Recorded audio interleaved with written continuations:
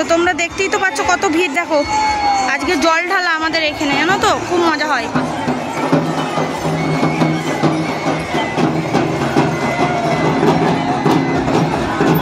কত ভিড় দেখো।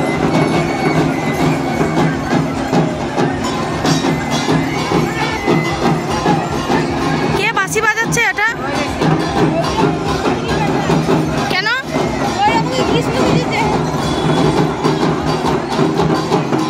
ওই দেখ একজনের ভর এসছে, ওই দেখ নাচ করছে, ভর এসছে। হ্যাঁ না না, ওই যে